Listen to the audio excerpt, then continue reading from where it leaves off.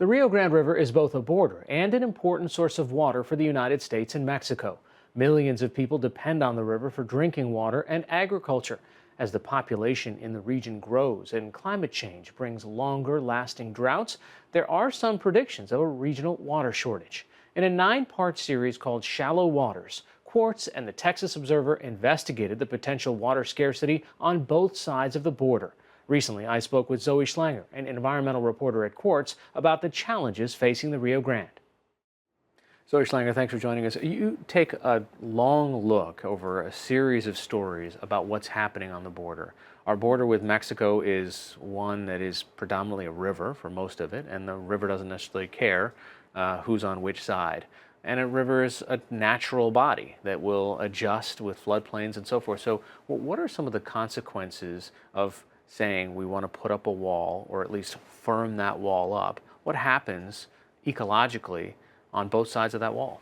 Absolutely. I think most Americans not in the region don't quite realize that where the wall will be placed is along a river that both sides depend on. 6 million people drink from it, both in the US and Mexico. And if you put a wall up against the river, or even sometimes a mile away, you have a fluctuating river body, exactly as you said.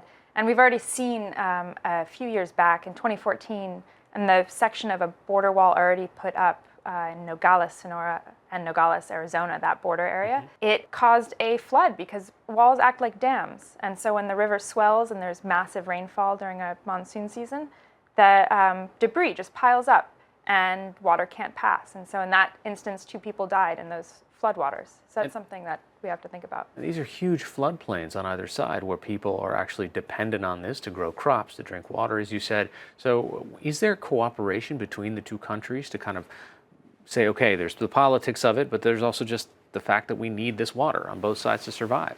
Absolutely. There's kind of a second set of politics happening along the border as that it pertains specifically to water that most people don't know about. But the State Department has an employee who negotiates directly with Mexico, and they meet and they talk all the time. I've met both the Mexican commissioner and the US commissioner and seen them eat lunch together. It's a very collegial relationship because it has to be, because we rely on Mexico in the US for drinking water in that area. And in Mexico, they rely on us for a different portion of the river for drinking water. So they don't really have an option not to talk to each other and maintain a friendly environment despite changes in administration or anything else going on. And let's talk in a longer time scale. Well, what's happening to the river and what's happening to the sort of water table that's underneath it? Is there greater stress on it now than there was 30, 40 years ago? Yeah, there really is. It happens to be one of the fastest growing regions in the US, on the US side, and population is going up even faster on the Mexican side. You have a region that's set to double in population by 2060, and a river that the federal government acknowledges will not be able to meet demand by that same year, by 2060. We're looking at way less snowfall, where the river is fed from snowfall in the Colorado mountains, and the monsoon rains are changing on the Mexican side. So basically you have increased population, more people needing to drink water, and way diminished water resources. And you have a huge chunk of this that actually goes through a desert. There are parts of the river that completely dry out in the dry season, and you have droughts that are increasing. And scientists say this is due to climate change and due to more aridity and less rainfall. So with droughts going up and population increasing, it's a pretty tough spot. So you have also a story on El Paso, which I didn't know about, was actually, relatively speaking, a leader on trying to conserve the amount of water. And they've been doing this for decades. Yeah, El Paso is an incredible case study in what you have to do to really address the fact that you live in a desert in a time of increasing aridity. Ed Archuleta, their water commissioner, decided about 30 years ago to start drastically cutting water per person and educating children. He would go into the schools and tell them about how they really live in a desert. They have to act like desert animals. When there's less water, you use less water. And so now they're at this point where they're doing something really groundbreaking for the US and for the whole world, really, where they're planning to treat wastewater.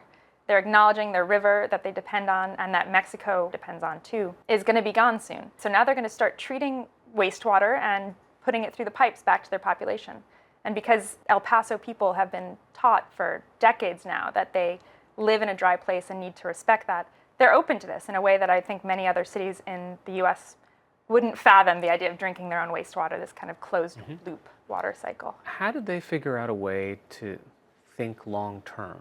because oftentimes, especially politicians, can't see past the next 2 years election cycle or re-election cycle. Ed Archuleta has so much to do with this. He offered subsidies to people who would rip up their lawns. In the 1980s in El Paso, lawns were the thing. Everyone had really lavish gardens, things like that.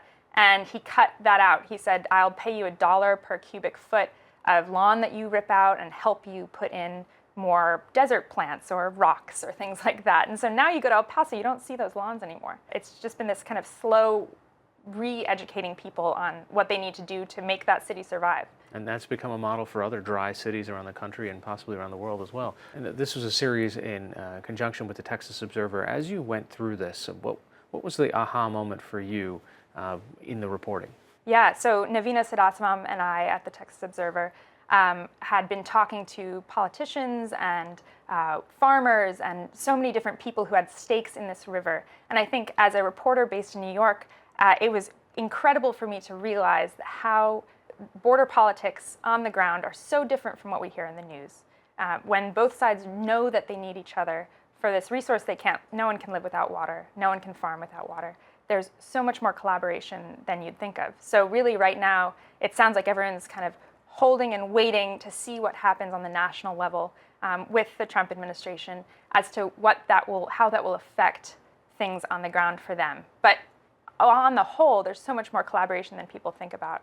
I think what really hit home with that for me is the fact that in Nogales, Arizona, there's a pipe that goes right through the border wall to Nogales, Sonora in Mexico to feed a hotel and some other businesses water. So that's been there since the water commissioner there said the border back then was like barely a fence. Maybe it wasn't even there at all when they started this collaboration, this informal water sharing practice. And they still do it.